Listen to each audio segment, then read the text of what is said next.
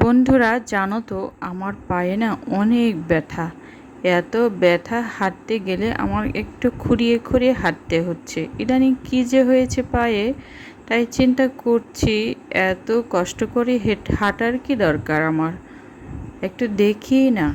তাই বলে আমার ওই প্রিয় বক্সটা আমি বের করলাম, যেখানে আমার হাতে পায়ের সমস্যা হলে ঠিক করার মতো সমস্ত যন্ত্রাংশ থাকে।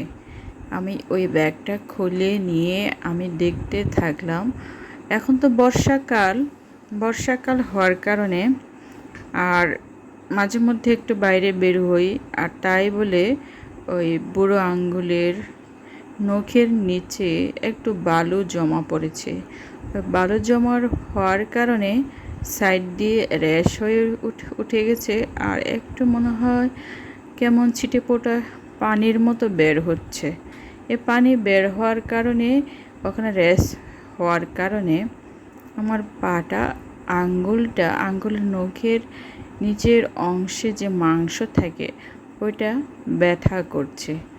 তাই ঠিক করলাম জিনিসটা আমি বসে বসে একটু পরিষ্কার করে নিই। এই মুহূর্তে সবাই ঘুমিয়ে পড়েছে, আমারও টিপ টিপ করে ঘুমটা লাগছে, তারপরও ব্যথা সহ্য করা যাচ্ছে না। তাই একটু একটু করে দেখতেছিলাম যে আমার পায়ে ব্যথাটা আমি কিভাবে ঠিক করতে পারি।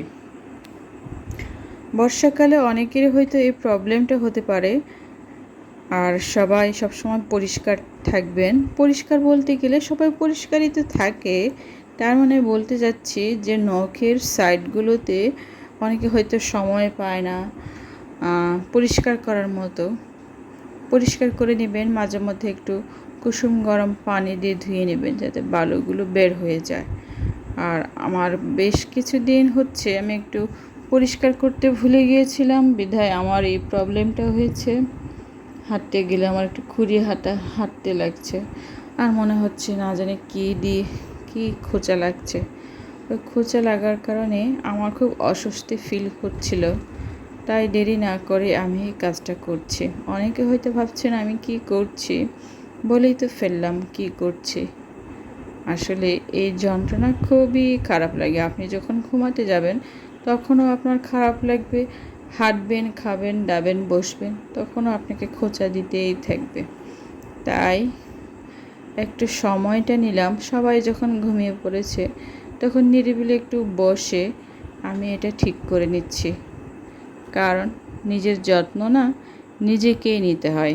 অন্য কেউ তো যত্ন নেবে, কিন্তু নিজে থেকে যখন নিজের যত্ন নেবেন তখন দেখবেন আপনার জীবনটা কতটা হালকা হয়ে গেছে।